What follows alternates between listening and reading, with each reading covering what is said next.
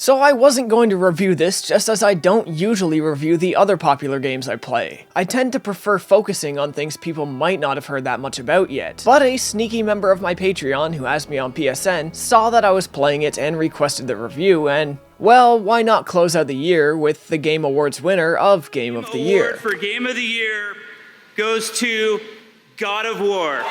First off, if you've never played a God of War game before, what have you been doing with your life? I mean, you will be absolutely fine starting at this one. There are things that will mean a lot more to you if you have previous knowledge, but you'll still get the gist of things and understand everything necessary for the plot of this game. So speaking of the plot, let's jump into that, because this is one of the first areas you're going to notice that this isn't quite the God of War franchise you may have come to know and love. For starters, Kratos is not quite the same character we used to know. Several years have passed in the series' timeline since the last entry, and it's implied that over this time Kratos grew and became a more insular and reserved person. But he doesn't feel like a new character. He's more like a genuine evolution of the one that we used to know. The reason for this is incredibly important to the plot as well. See, Kratos is now a family man in a sense of the term that's truer than it ever has been for him. At the start of the story, we find Kratos with his son Atreus, mourning the loss of wife and mother. Atreus is a rather meek child who got along with his mother more than his father, and found a sense of comfort and world understanding through her. His father, on the other hand, is beyond his ability to understand, though this isn't due to his lack of trying. Kratos takes a very tough love approach to fatherhood, treating every event in life as an opportunity for his son's didactic education. Though in doing so, he comes off as cold and unfeeling, more often than not intentionally obscuring how he feels and distancing himself from his son through a calculated and limited use of vocabulary and physical affection. No. Finish what you started.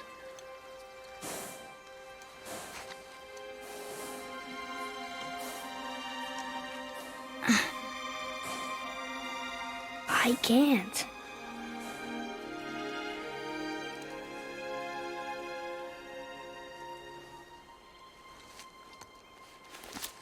Atreus does not understand or relate to his father, nor does Kratos understand or relate to his son. So when the mother is out of the picture, the woman who used to be their common ground, the two are thrust together and forced to find a new common ground between them, if they intend to survive the journey that they're about to embark upon. Upon the mother's death, her final wish was to have her ashes scattered to the wind from atop the highest mountain peak in the land. This is a quest Kratos intended to undertake alone, but after a god attacked his home, in order to keep his son protected, he realizes that he has no choice but to take him along for the ride. In general, the story of this game, or at least the goal of the adventure, is very straightforward. It's simply a journey to the top of a mountain, where lots of obstacles will arise to halt your progress. Essentially, it's Lord of the Rings, but with a bag of ashes. Lord of the Ashes, if you will. The journey will take you to many beautiful and scenic locations, most of which are packed to the teeth with optional content. It's not a full open world, but there is a lot of extra to do. It was my experience that only halfway through the game I felt I was nearing the end, because I spent so much time traveling off the beaten path to find extra objectives. The side content in this game is great, whether it be tracking down certain people and items, freeing dragons, or liberating Valkyries. There is stuff to find everywhere. No side quest feels too shallow or tacked on. Many of them in fact have entire large intricate zones specifically built for them, complete with their own mini-bosses, unique encounters, lore, and Legend of Zelda styled puzzles. However, to me, the main journey takes a backseat to the narrative themes of what I would consider to be this game's subplots. God of War 2018 is a story of family dynamics. Not just Kratos and his son either. There are plenty more family stories, and 2 more families with a large amount of screen time. Like the estranged dwarven brother blacksmiths, who, though they were once partners in business, have allowed petty things to come between them and affect both of their lives and relationships for the worst. There is one other big family, but for spoiler reasons, I won't show them.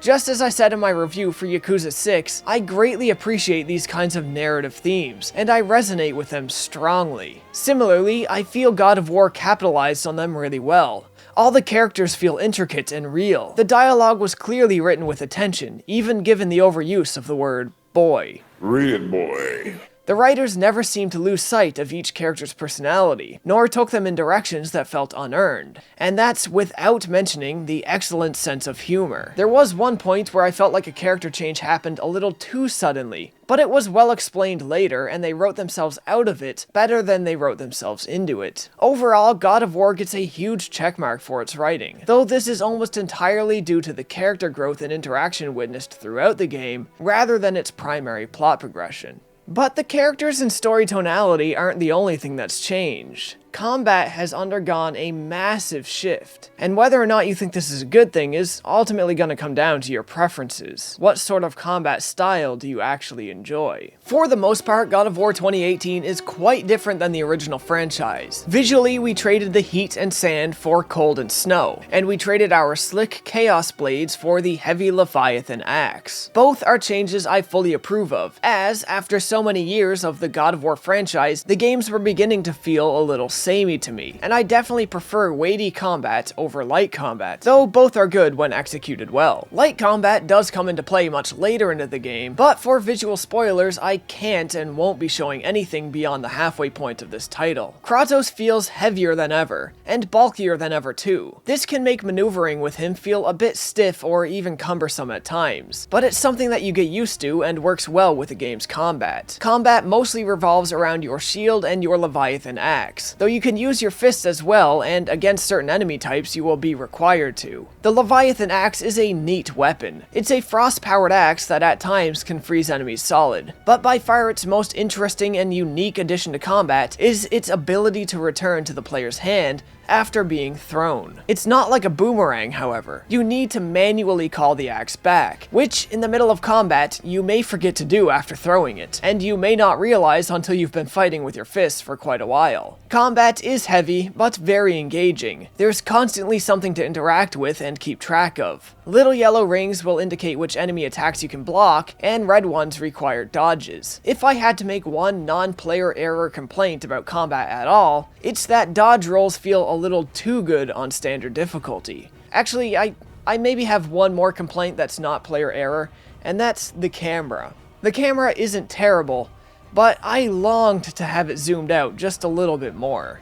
The controls were a tiny bit tough to get used to, as I kept constantly hitting the wrong button to block, but the more you stick at it, the more it comes together and the more it makes sense, and the better comboing feels. The R buttons are your light and heavy attacks, the L buttons to shield and aim projectiles, square to get Atreus to fire arrows, X to roll, L3 to sprint. Atreus will also help out in combat on his own by grappling enemies and distracting them. When the going gets tough, you can also enter Spartan Rage mode, but only if this meter here is charged up. Spartan Rage mode is a limited period of added combat benefits, including increased damage output, increased speed, and health regeneration. As you kill and complete objectives, you earn XP and hack silver. The XP isn't used to level up, but rather to unlock skills from various skill trees, which greatly affects your combat abilities as the game goes along. Hack silver can be used to purchase items and armor, or upgrade the gear that you already have. This game has a full RPG-style armor equipment menu. Though armor more or less dictates your character level, it doesn't make the biggest difference in battle. It's better to think of your level here as a relative tier ranking system than anything else. Thankfully, God of War, despite its RPG mechanics, favors skill over character stats, so armor tends to be less valuable than in other games anyway. It'll help you survive a few more hits, but a high tier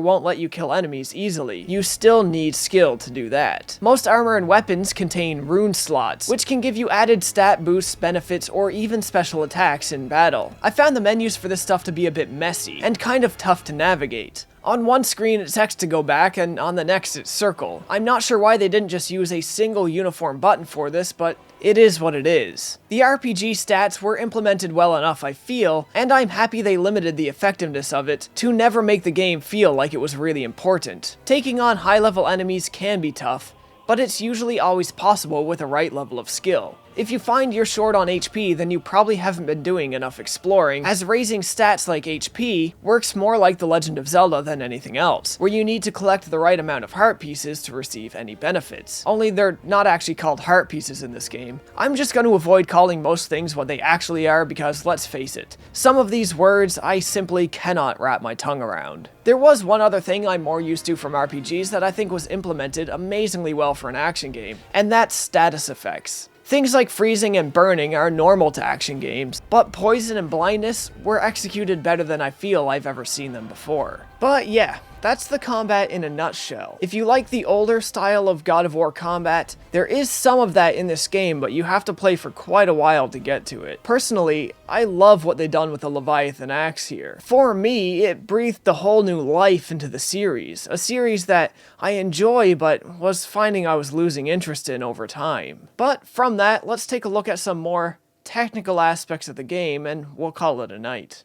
Visually, this game is incredible. The character models look great, as do most of the environments, the baddies, and NPCs. Maybe I'm alone in this, but I think Big Sneck here is actually kinda cute. Enemy variety, though, it is a little bit lacking, as are bosses. The sound design is some of the best I've heard all year, as are the voiceovers. Going back to Big Sneck here, just listen to the incredible work they've done treating his voice.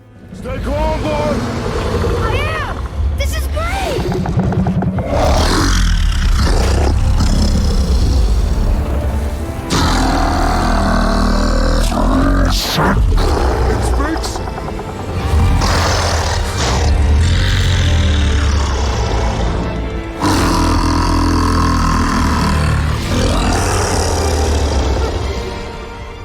The game's performance is typically good, but the frame rate on a base model PS4 is only 30, and it will drop below that from time to time, more so in the latter half of the game. It's nothing major that you need to worry about, but it does happen. The only other time I had performance issues was when I was taking the PS4 out of sleep mode, in which case the FPS dropped to about 5, for roughly 20 seconds. Special cases like that I feel I can't hold against the game itself. The soundtrack in this game, I'll be honest, it's forgettable, but it's not weak. It was used extremely well. It's really good in the sense that it's effective during gameplay and cutscenes, but after the fact, while I sit here writing my script, I cannot recall what any of it sounded like. Most of it didn't favor a focus on melody or interesting hooks, and instead it tended to just shape out moods and atmospheres, so it kinda falls by the wayside for me.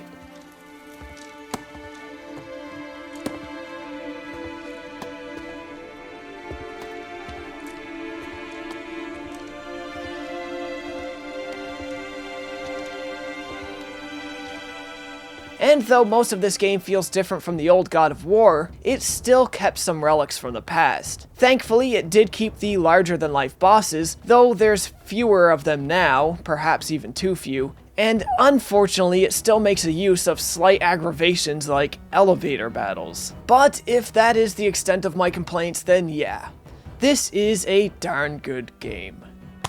So, there you have it. God of War 2018 may not be the game that longtime God of War franchise fans had wanted, but for people like myself who are finding it harder and harder with each subsequent entry to stay engaged and to stay invested, it is definitely a step in a much appreciated direction. By all means, don't hesitate. The game is great and I do highly recommend it, and it goes on sale quite frequently at really good prices. So yeah, that's all I'm gonna say on God of War 2018. Thank you all for joining me. If you like what you've seen or found it helpful at all, click the like button, leave a comment, share the video if you can. Links to socials are in the description. If you really like the show, maybe consider supporting it on Patreon where you get shows like this one early. As always, folks, thanks for watching. For the record, folks, yes, I do know in God of War his name is pronounced Kratos, but that was an oversight from the developers over 20 years ago and they just kinda ran with it. Kratos is an established character of Greek mythology, and the Greeks don't have an A sound in their language, so it just feels wrong to call him that, I guess.